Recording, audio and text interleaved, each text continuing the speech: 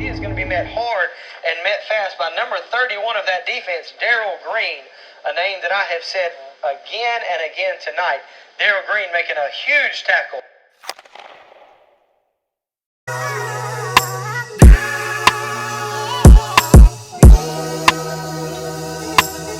Purchase your track today. Welcome to the 24/7 podcast. You are now here with Daryl Green. Don't forget to like, comment, and subscribe on the video. We got a real interesting one today.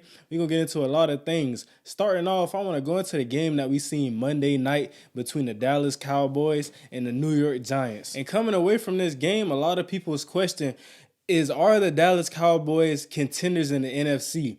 Are they contenders in the NFC East? You know, do they have a shot at contending with the Eagles to win that division and get a guaranteed playoff spot? My answer to that is still no. I just feel that there's so many questions with this team.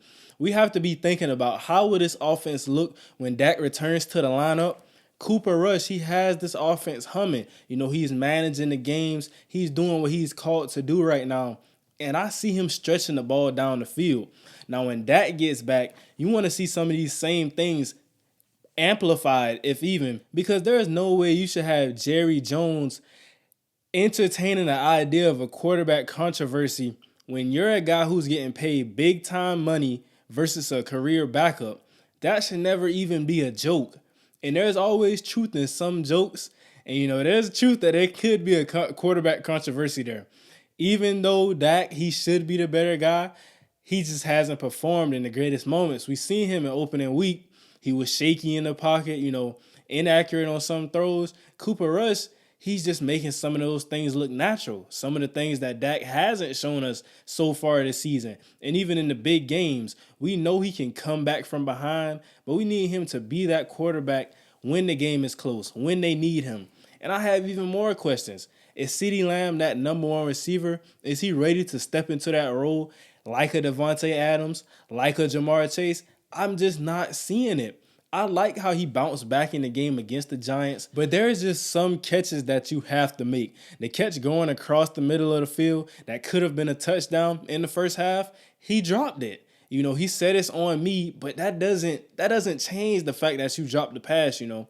Going into the second half, third down, a converting play at the sticks, he dropped that pass as well.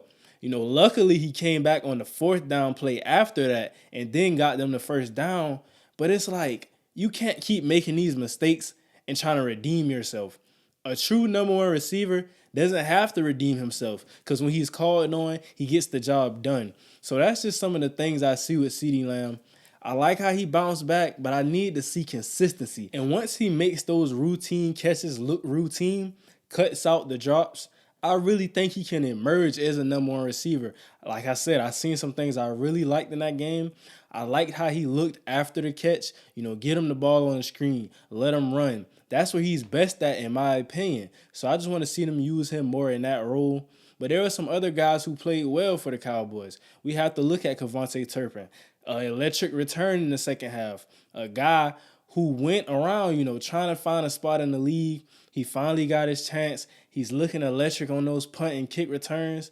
And that's really something going into a game against the Cowboys. You know, the scouts, they're saying we can't let this guy break loose. They're game planning. They're thinking of different ways to attack him. But the real reason the Cowboys won this game is because they got back to their brand of football. They played smash mouth football, what we expect out of the Cowboys. Zeke's rookie year, they came out, they ran the ball down people's throats every week. And that's something we've seen. They ran the ball down the Giants' throat.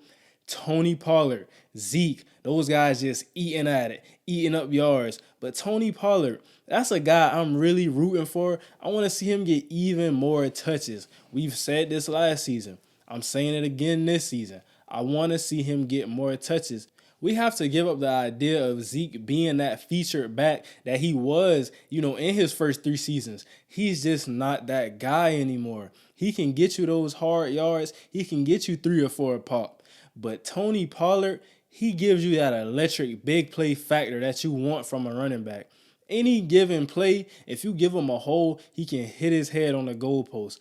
And that's just what we're seeing week after week. We've seen it against the Bengals. We've seen it against the Giants. He's just so electric. And if I'm a defensive coordinator, Tony Pollard puts more fear in my heart than Ezekiel Elliott. That's a guy who's going to put points on the board.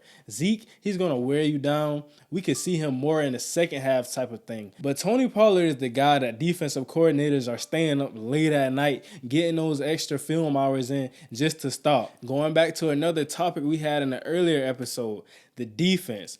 Dallas defense is so underrated. A lot of people like to underrate Trayvon Diggs. A lot of people like to knock him. You know, he gave up a lot of yards last season, but he's different this season. I'm telling you, he's not taking as many chances. He's just being where he needs to be in his coverage. Demarcus Lawrence, another guy we seen came on, a guy that already got the contract. 3 sacks on Monday. Just an elite performance from a guy who we don't really think of as a pass rusher. You know, he makes stops in the run game, but he got after Daniel Jones. He had a great game, had a heavy impact on that game, while the offense couldn't really get going for the New York Giants. And, you know, Micah was fighting a sickness. We're not going to use that as an excuse, but he didn't really have the eye-popping performance that we expected coming into this game. He got pressures, but he didn't really get any sack numbers. And going over to the Giants' offense, Daniel Jones is not that guy. He's not that guy. Saquon Barkley, he's fought so hard to get healthy. We're finally seeing some of the things we've seen from his rookie season. He just looks explosive. He looks fast. He's making cuts. But Daniel Jones is just making it all worthless. Him and those receivers don't look like they're on the same rapport. He doesn't really look like he has a grasp of the offense. They have receiving talent. Sterling Shepard got hurt in the game on Monday, but they have receiving talent. Kenny Golladay, Richie James, other guys, Kadarius Toney, he's fighting an injury, but that's another talented guy in that room. And Daniel Jones is just not making the most of what he has. I understand he's an athletic guy, but too many times I see him using his legs, not looking downfield. He's looking to run just to run. You have to look to run to make a throw. I understand if all of your reads are covered, then you take off. But he takes off a little too much in my opinion. Some of those plays, he can make throws down the field or even just staying in the pocket a second longer trying to make a throw. Now I understand the offensive line is not elite. It's not even good. It's average at best. Evan Neal, he's still struggling to get out of those pass sets. It's going to take time for him to really develop into an elite pass blocker. So right now you have to lean on his run blocking skills, and I think that's something they're doing. We're seeing Saquon Barkley have time to make reads, see what hole he wants to pick. That's something we haven't seen, in the past couple years. He's fighting off people in the backfield, but it looks a little different in their running game this year. And this is ultimately the result I expected coming out of this game.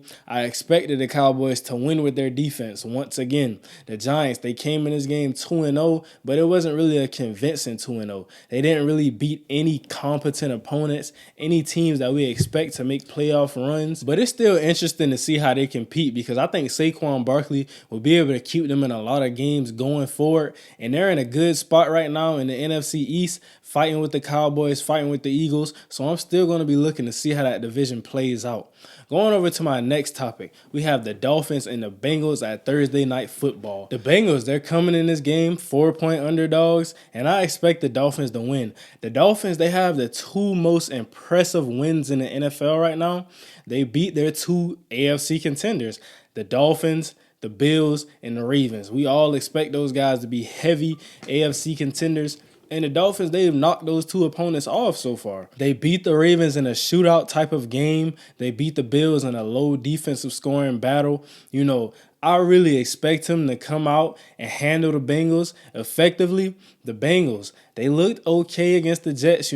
That's a game that could potentially get them back on track, get them on that Super Bowl pace that they want to be on coming out of last season.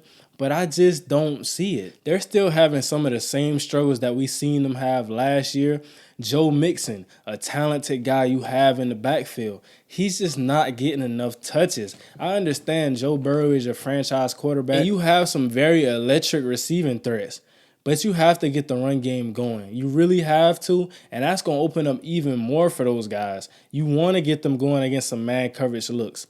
You have to get the running game going. I reiterate that so much because I think that can make that team a whole lot better. I like Joe Mixon as a running back. We've seen him have some great games coming out of the backfield. He also can catch the ball too, so we have to throw it to him even more. But going against the Miami Dolphins defense, I don't see this as a game where they get back on track. That is a feisty, stout Dolphins defense. They have the secondary. You look at Emmanuel Ogbah, you look at Christian Wilkins, you look at Melvin Ingram, the defensive line they have for that team. But I'm really going to be interested to see how the Bengals defense holds up because like we said, that Dolphins offense is very explosive. Tyreek Hill, Mike Gesicki, Raheem Mostert, Jalen Waddle. I really think that's going to be a lot for that Bengals defense to try to handle. They don't have the best secondary. I like their linebacker core. I like Jesse Bates and those guys. I like Trey Henderson as well, but I don't think they have the defense to be able to slow down that Miami offense. We've seen Tua get banged up last week, but I think he has a week, of recovery, getting back on track, and I see them coming out winning a big game. They'll probably win this game by about 2 or 3 scores. And you got Tyreek Hill throwing shots, being petty with Eli Apple, but I would be careful what I wish for because Jamar Chase, if he comes out motivated, T. Higgins, Tyler Boyd, those guys come out motivated, it can really get ugly for that defense, Those guys can light up games. They can be electric at any given point. So I'd really be careful what I wish for if I was Tyreek Hill. Going over to the NFC matchup that we seen Sunday night, it was very ugly. It was similar to the game that we seen with the Green Bay Packers and the Tampa Bay Buccaneers. Once again, we let Russ cook. I didn't eat dinner that night. And I understand they're tied for first in the AFC West.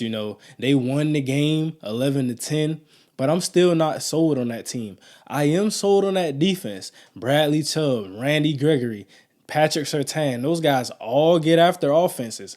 I'm really sold on that defense, but the offense still hasn't clicked.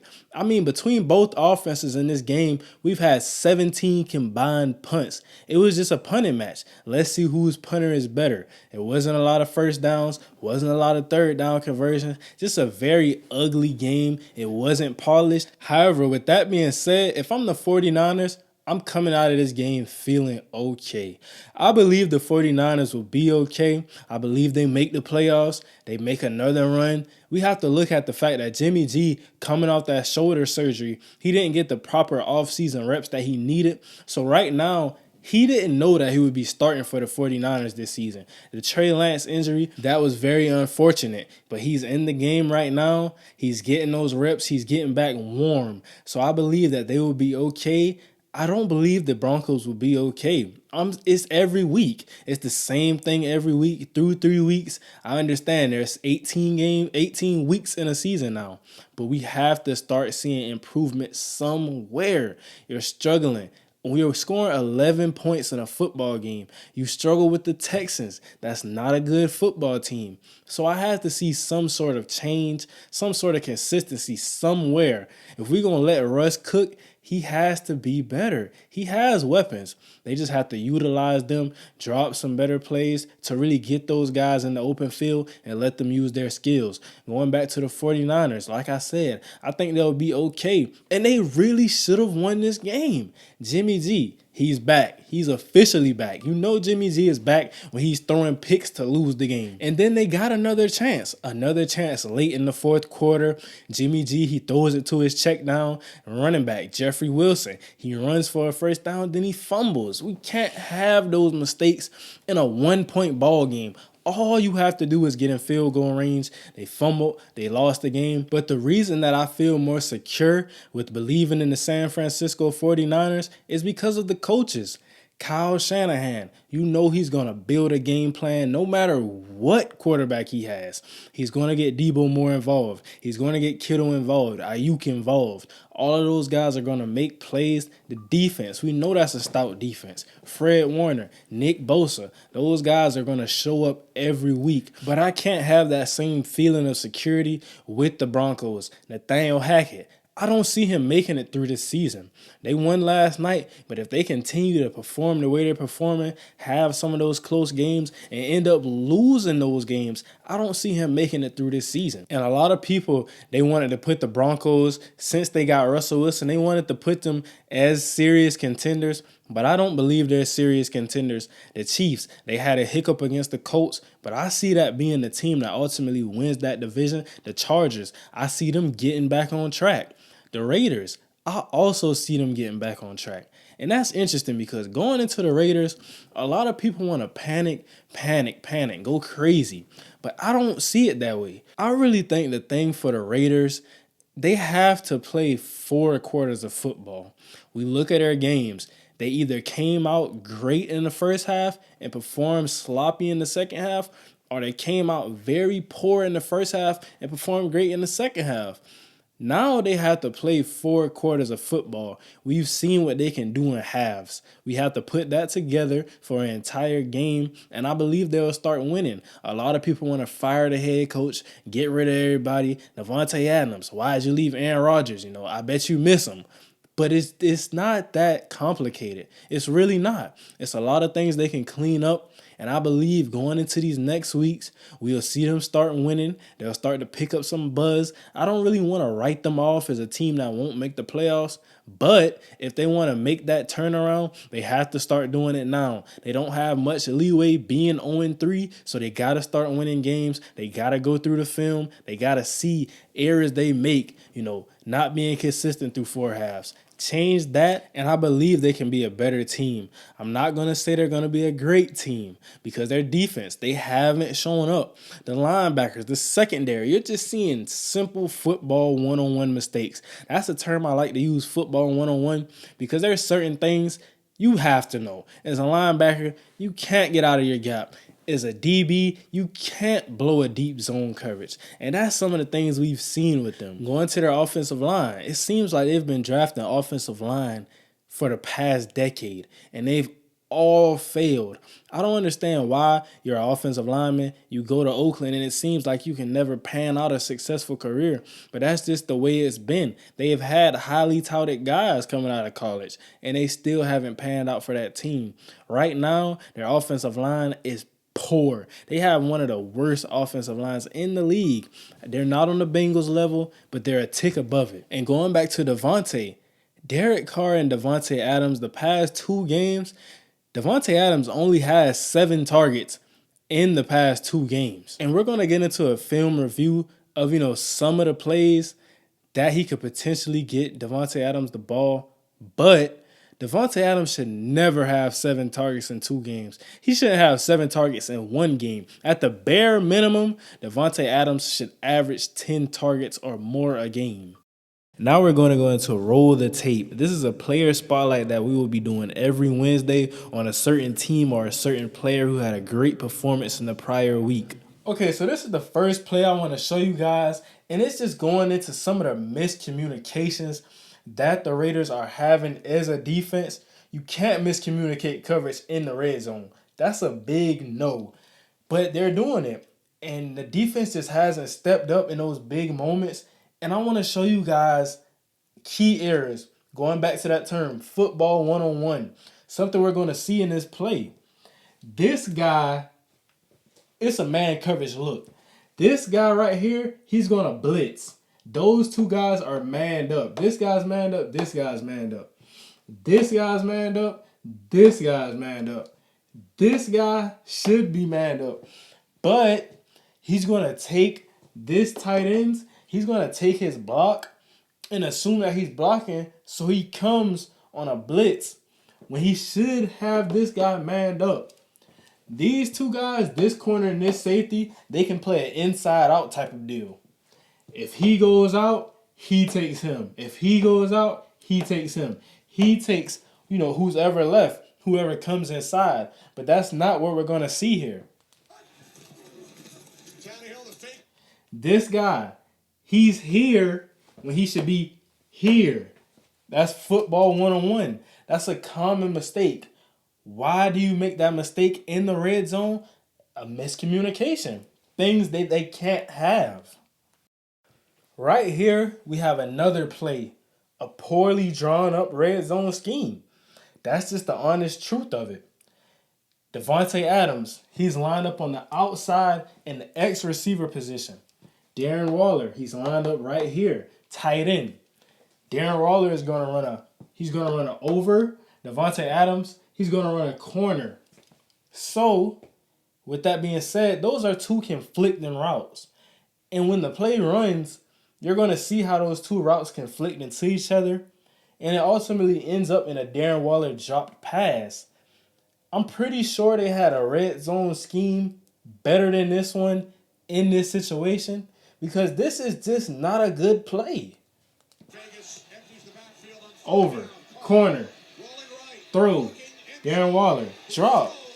It's a bad play concept, and they have one of the worst red zone scoring percentages through these 3 weeks. They have to fix that if they want to be able to put points on the board. Going into the third play, like I said, some of those safeties, some of those corners, they have to be better, especially against the run. They didn't fill gaps well. They took very poor angles, resulting in missed tackles and big runs by Derrick Henry. Specifically on this play, I want you guys to look at number 33, the safety. He's coming over at the snap of the ball, but I really want you to see the poor angle he takes and why he doesn't make this play. Stop it right here. He's right here, turn around, zone run by Derrick Henry. I really want you to look at the angle he takes. So right here, he's already off of his angle.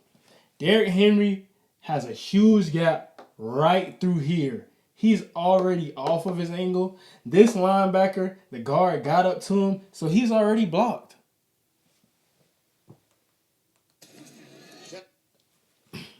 Now, look, Derrick Henry, him, again, poor angle. You're not making this tackle in this position against Derrick Henry. There's no possible human way you can make this tackle. Right there, he takes that gap, first down. I want to show you guys the play again in full speed. Poor angle, missed tackle, big run.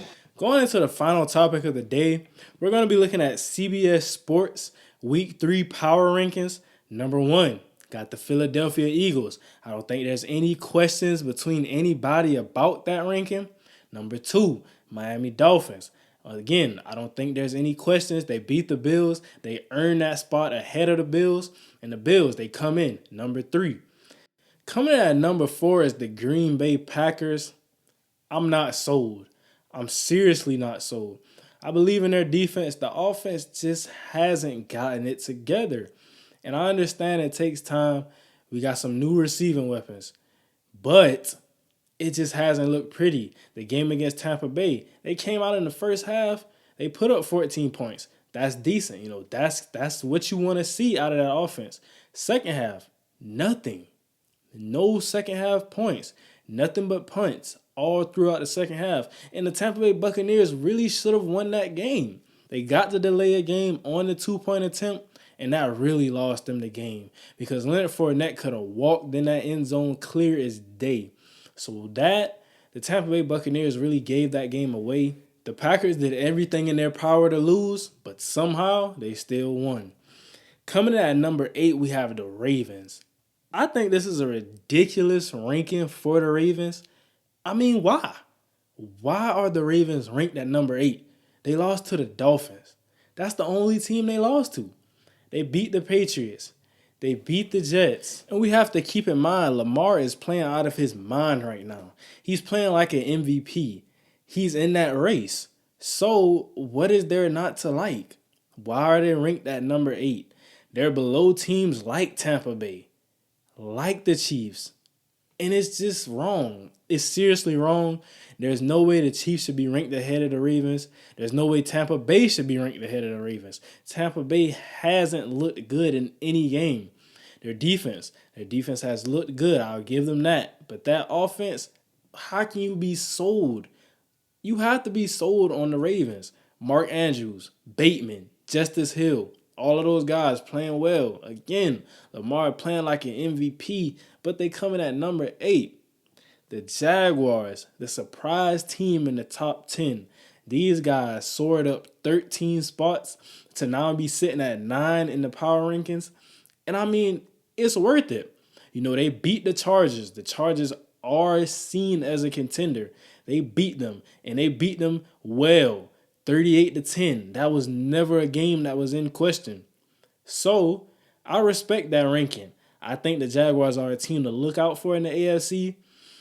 I don't want to get too ahead on it because I don't think this is their season. Those guys are still young.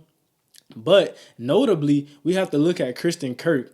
He's made such a difference to that offense. That has to be one of the more underrated signings. When they gave Christian Kirk that contract, a lot of people said, what in the overpay? Why are you doing this? Christian Kirk, he's just a slot receiver. But that's Arizona. You put him in that Doug Peterson system, and now he's really looking like a number one receiver. But to give everybody my top 5, currently I have the Eagles, the Dolphins, the Bills, the Ravens, and the Chiefs. That's my top 5. If you feel differently, feel free to comment so we can debate in the comments. I want to hear your top 5 power rankings going out of week 3. But that's going to bring an end to today's episode of the 24/7 podcast. Again, don't forget to like, comment, and subscribe. We're on the road to 100 subscribers. We're a family now. I want everybody to really interact with the channel so we can talk sports. And again, thank you for watching today's episode of the 24/7 podcast.